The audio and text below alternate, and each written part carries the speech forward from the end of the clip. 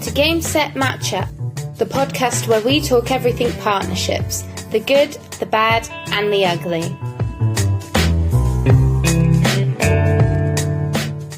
Hello everyone, I'm Carl Busby, your host of Game Set Matchup, the number one partnerships podcast, and we are back with another episode. So today I caught up with Daniel Shorr, who is the founder and CEO at GoLLM. So Daniel, who is originally from Atlanta, Georgia, now lives in Edinburgh, has an array of experiences within partnerships all over the world, having done collaborations with people on projects in Japan, Indonesia, and Singapore. He has worked previously for an international bank for approximately 7 years, also then working with the University of Edinburgh, leading large-scale corporate partnerships before he then decided to launch his own company. So GoLLM specialize in driving operational efficiency and improved customer service via a large language model platform tailored to the unique needs of their clients. Their AI-driven solutions are designed to transform service delivery, streamline operations, and empower policy and decision makers with advanced analytical tools. So we discuss what the Gold Star partnerships look like for GoLLM and talk about the many experiences Daniel has had working with different companies of all different sizes. We also discuss what the core components are for building a long-lasting partnership with a new business and the foundations you need set in place to give it the best chance of working long-term. As always, remember, you can find out more about Finder and how we are helping businesses secure discovery calls with vetted decision makers by hitting the links in the description. Enjoy this week's episode. Okay, hello everybody, and welcome to Game Set Matchup, Partnerships podcast, where we discuss all things partnerships. So maybe you're new to the partnerships world, maybe looking for a bit of advice on how to get started, or you might be an experienced pro and just a little bit of inspiration or direction. We welcome you for listening anyway. I'm your host, Carl Busby, and please welcome our guest today. We have Daniel Shorr, who is the founder and CEO at a company called GoLLM. Hello and welcome, Daniel. Thank you so much for having me, Carl. Great to be with you. It's a pleasure. Thank you for being a guest on the show. We'd like to just start off and get a bit of an overview and introduction, if you wouldn't mind. So, could you just tell our listeners, a little bit more about sort of yourself, maybe a bit about your sort of background, the current role and with GoLLM, and kind of how you've got to be in that position today. Sure, happy to. Yeah, I suppose for those joining, and some of you I think are seeing the visual, I've pulled up the Edinburgh skyline, which is where I'm based currently. But as you might have heard in my accent, this is not where I'm from. Hometown of Atlanta, Georgia. Not that I have a very strong southern drawl either, but been living here 3 years. Previously was working in partnerships for international bank, about 7 years. And most recently, I had been working before launching my own company here for the University of Edinburgh, and also leading large-scale corporate partnerships involving, for instance, launching a Center for Investing Innovation, a £7.5 million partnership with the asset management firm Aberdeen. Wow. And prior to my work in the US with banking, I also worked in cross-sectoral partnerships involving government, academia, business, nonprofit. I've kind of run the whole gamut, and also had the opportunity to do various international collaborations, done projects in Japan and Indonesia, in Singapore. So I'm happy to connect with like-minded partnerships persons through the Finder platform. Brilliant. That's brilliant. I'm just intrigued. Like you said, you are in Edinburgh. Obviously, you're not originally from there. Sort of why was the Edinburgh the destination that you chose, in terms of coming over? Yes, actually, that was family motivation. So okay. I had been pretty content, actually quite happy building partnerships in banking. But when I moved over, there was an opportunity to mix things up and get kind of, in a certain sense, back into some of my more familiar cross-sectoral partnership work with the university. And so that's what I started doing. Yeah. That was perfect. Yeah, I mean, we've spoken in person, but I've been to Edinburgh. It's a beautiful city, so you've picked a nice place to. It is a beautiful place, I have to say. So yeah, just be interesting to know maybe for listeners as well. So you mentioned kind of a bit about your sort of background career there in terms of kind of where you are today, and I think it's good for listeners to understand a bit about how you went from working with the business, going to freelance, and then becoming essentially founder and CEO of your own business. So it'd just be good just talk a little bit about that sort of journey, I guess, in terms of how you've went from that, and maybe some of the pros or the cons from running your own business. Yeah, no, happy to share. And it has been a journey. So as I say, I've been working in partnerships throughout my career, over 15 years. And it is even beyond that, moving, industries, moving geographies. I would say there's a tendency to think the grass is always greener. At different points in my life, I thought, at one point I'd be an academic. I thought this is this special space in the universe where things are removed from politics and everyone is dedicated to the pursuit of knowledge and making humanity better. And this is where I want to be. And then, finding that sometimes those very mundane things, they rear their heads wherever you are, right? So as I made transitions working in more the third sector, working in corporate sector, at a certain point you realize you can do good and you can find good people anywhere. And then at different transition points, for various reasons, I figured I'd supplement my income. At different points, I was doing freelance work on the side. Sometimes when I was working more in the nonprofit third sector, I was juggling 3 jobs, doing little part-time things and building my own business, teaching different things. And then I guess I've enjoyed finding, the commonality is those opportunities to make a 1 + 1 = 11 kind of equation, finding partnerships, alignment that enables unlocking more value, more opportunity for all the players, finding good people. This is what I've enjoyed throughout my career. So I don't know if I answered your question. Sorry, that was a bit rambling. No, you did. Like I said, I think probably for a lot of people who do end up potentially running their own business or becoming a founder of business, you have to start somewhere. And like you said, you can find good people and stuff, but sometimes the idea to dream things that you want to do, you just like I said, you think, I can do this on my own and do a better job of it. So no, and I guess more pointedly on the starting my own business, I guess I, in a certain sense, was dipping my toe in the water when, years and years ago, I was, doing work, helping graduate students proofing their papers, right, as a little side hustle, making a little money. And then I was teaching folks different skills in different contexts. And then actually back then I started a company in the US. We built a training company more in like the diversity and inclusion space. And, we didn't make much money. It was largely a labor of love, but it was a great learning experience, building a team, getting people motivated around a project and having that shared vision. I figure if you want to explore something, you can always do these little experiments. And then, for instance, for me, I read a book more recently called The Multi-Hyphenated Career. Okay. Can't remember the author.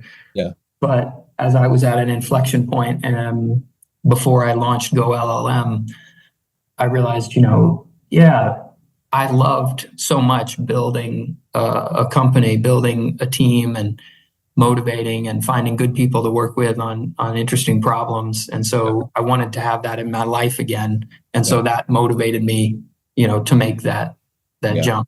Yeah. Sure. That makes a lot of sense. So yeah, just maybe, I mean, at Finder, we're all about trying to help businesses create partnerships by getting those sort of first discovery calls and having those conversations and see if there's any synergies. So would you say I mean, your experience with partnerships, could talk about from maybe GoLLM perspective or maybe previous roles that you've done.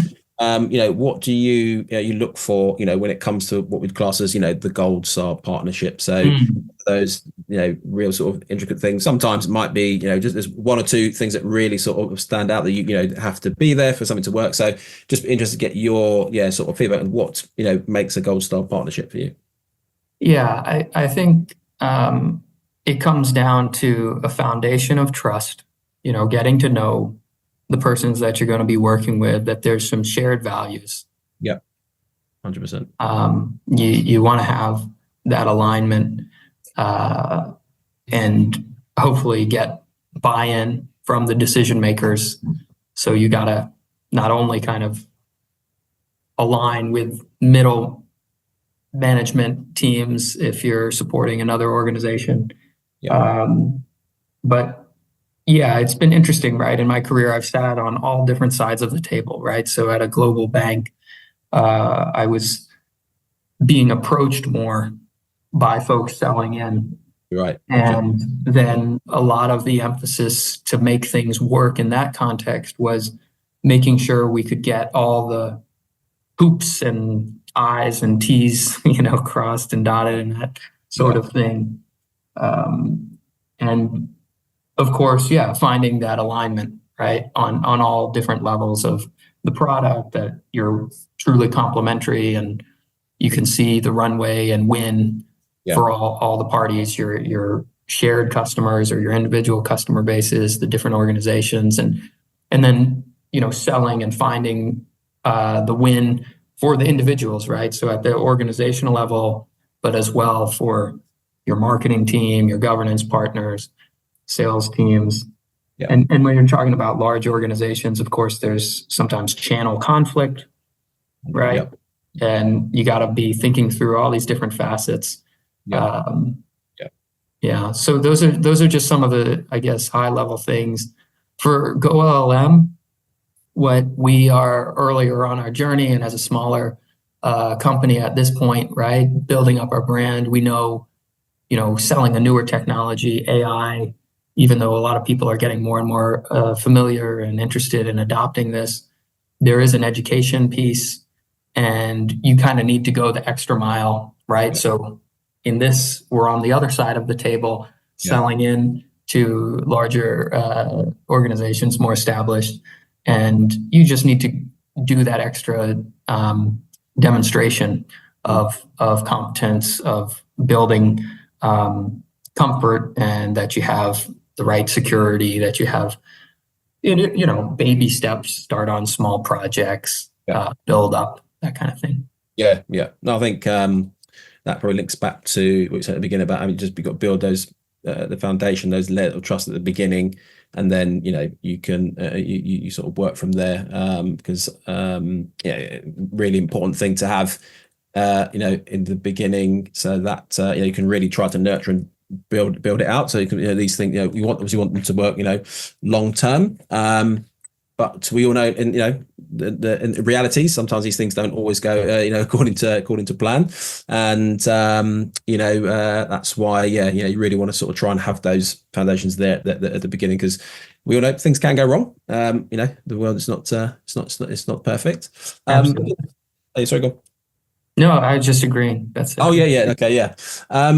So just on that, I mean, when you are looking at businesses or other companies that potentially you want to go and sort of have that first conversation to, when you do start looking at, is there any sort of particular traits or anything like with a business? I mean, like for example, you might go to speak to a partner and then just think, oh, we don't want to work with these people for particular reasons. Just always interesting, I think, for listeners to know, like, is there I don't know, it could be the opposite. Is there a red flag or something that pops out where you're like, we don't want to work with these people, or more, like I said, from a, positive perspective, you see something with a business and go, yeah, this is something we can really, hone in and use. I think stories are always well received, right? So I'll just recall back. I mean, there was a company where when I was in my strategic partnerships role at a bank, and we had a lot of success partnering with a particular vertical, certain technology companies. And we had, I don't remember where it exactly initiated, but we had gotten in touch with a company that in many respects met our criteria, right? And so it seemed like it would be a slam dunk. Yeah, let's get this deal done. Another partnership spun up. But honestly, there was a case of, okay, we're having this conversation. I'm doing this kind of initial assessment, and it just seemed that the people were interpreting everything we were saying in like the exact opposite spirit, you know? And no matter what I tried to say, you know, I don't know, they seemed to have a chip on their shoulder that it was just, it was like we were speaking different languages, you know? And as much as I wanted to do a deal with them, it was just like, these people are too difficult to deal with. It's just not worth it. I'm not going to push this. Maybe we'll revisit. I said we'll revisit this in a year. You know, and I think certain, and there was other lessons in that, right? Even for me now as a smaller organization with my company GoLLM, you know, just listen, right? And feel out your partner, and you got to be in sync. And I think this company might have gotten their back up maybe when I was sitting on the big bank side of the table and saying, you know, yeah, your volumes don't quite justify us launching a partnership right off the bat, but let's be in touch, and we're really optimistic about this. But I guess, you know, they felt like maybe we were being insulting. As though we were discounting them as too small. But that was the furthest thing from the truth. We were actually really excited. You know?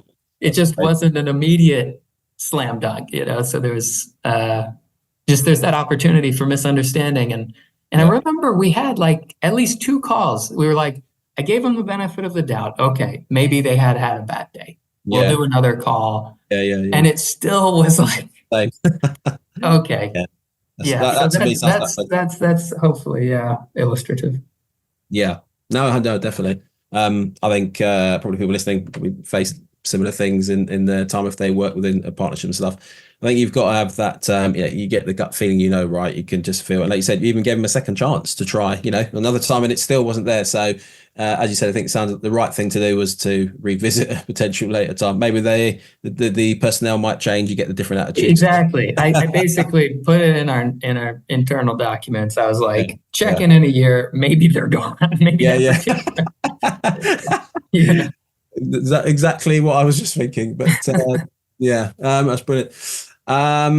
Just to be also, I think, you know, a big part of, you've touched a little bit already in terms of, you know, so you've been on the other side. Sometimes people selling into you. Obviously now you're going to companies selling out to other companies. But how at the moment did you say, like, are you going about sort of you know, looking to create those new partnerships? You know, meeting new businesses or potential leads. You know, anything, you know, in particular that you're kind of, you know, doing to sort of help, I said, advance getting those conversations with, you know, the right businesses? And sorry, the internet had a little glitch there. No, that's all right. So I think you were saying at GoLLM, how are we going about building partnerships? Like new leads, new business, speaking to new companies. Right. Yeah, I think we're in a fortuitous position, especially for the stage that we're at, that we have a decent pipeline of partners. And I think we've gotten that through leveraging the networks and relationships that the team, I have a co-founder in James Varga, who has been a serial entrepreneur in the fintech space. And we both have taken part in a whole different roles with various government bodies, the Department of Business and Trade and the Scottish Development International Import-Export champion things. And I'm on a cross-party work group with the American Scottish Business Network. And so, leading into these forums and, of course, taking part in connecting venues that Finder facilitates. You guys create a great environment. That has all been beneficial. I mentioned before we started the recording, the Barclays Eagle Lab. We're taking part in this AI Industry Bridge program that brings together innovative, smaller companies like ours with larger corporates and getting that exposure. So we're leveraging our careers, international conference speaking, different forums, things like that. Okay. So I mean, as you already touched on the networking events and something, they can be quite crucial to just having those conversations. You never know where something could potentially lead. So I said they're definitely one of the good things that to do. We touched on obviously quite a few things. So I'm sure you probably got quite a few examples. So just we do like to ask guests if you could go back in time, to your younger self, and any sort of maybe tips, or it could be, I don't know, maybe like one sort of core thing that you tell your younger self that, look, when you go into this partnership space, this is what you need to be on the lookout for, or these are the things to be aware of. Is there any sort of anything you could share? I'd say kind of two things come to mind. One is around managing emotions. So as a younger person, you can take things quite personally, especially if you put a lot of time and energy into something and it falls apart. I think to reframe, always learning, see every setback as a learning opportunity. I like that. And the other facet is recognizing, and it kind of blends, but recognizing your strengths and weaknesses and not trying to do it all, but to see where you can supplement, your shortcomings with technology, with complementary teammates. You don't need to do it all, right? So that whole idea of partnerships, it's not only about interorganizational, it's also around building out teams, really. So those, you can, so you just can evaluate what is the environment. You think about even the personal side, right? How do I build a successful life empowering environment? This is going to be complementary and help me be in the right space for the good luck to strike. No, I think it's really some great advice. I think, obviously hindsight's always a great thing, but never had someone say it before, like, about managing emotions, which is, it is easier said than done. I think when we are younger, emotions are hard things to, control. So that is something to do, definitely be aware of. And like you said, putting yourself in the right environments to just get that sort of, doing the right energy, I guess, around you to kind of, And if I may give it even more concrete teeth. I might share a little story. I remember at the bank, soon after I had joined, a very senior leader had asked me to take a stab at building out this tool, this product to support our sales teams. And I got some critical feedback. And I thought, hey, I'd done a bang up job, And I got hot under the collar on a call. I felt like I was being mischaracterized, and the person maybe hadn't fully understood how great what I had done was, or something. And I remember, I guess on the call, I must have sounded a little sniffy or whatever. And later, my boss, great guy, Andy Lopez, he called me in and he said, just don't take it personally, right? Just think about, the criticism and feedback, I mean, it's a gift. It means someone cares. Yeah. They've taken their time to think and evaluate, and maybe they haven't, but that means that there's a better job that you could have done in communicating and teeing things up. So it's always that opportunity to refine. So I remember that was, that was an important learning experience in my career. Yeah. Yeah. No, that's brilliant. Okay, yeah, and then just moving on to our last question. So you might ask guests that come on just, what they think the sort of future holds when it comes to, the whole sort of partnerships world, I guess. So, obviously, I think with your company, probably, perfect example, because you do obviously use using the AI and stuff. So, yeah, really simple question. I mean, I think we know that AI is going to be quite important. So, I guess, just what's your kind of thoughts on, how that, potentially is going to sort of change, maybe the shape, the way we, do partnerships and stuff going. Yes. So AI is filling out capabilities, obviously, across the board. And that really, I think back to experience where I've manually recorded referrals for marketing referral agreements in spreadsheets and tallying them up. And, the technology is advancing to do real-time integrations. And not all of this is about AI. I mean, a lot of this is just, over the last 10 years, APIs, making it easier to interface between companies. But yeah, the future is coming. The future is here. It's just, as they say, unevenly distributed, right? And we can already see how AI augmented research capabilities are coming into play. Perplexity AI, very handy market research tool.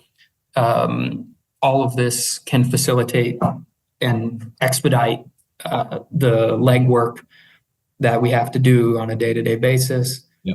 And overall, just data-driven decision-making.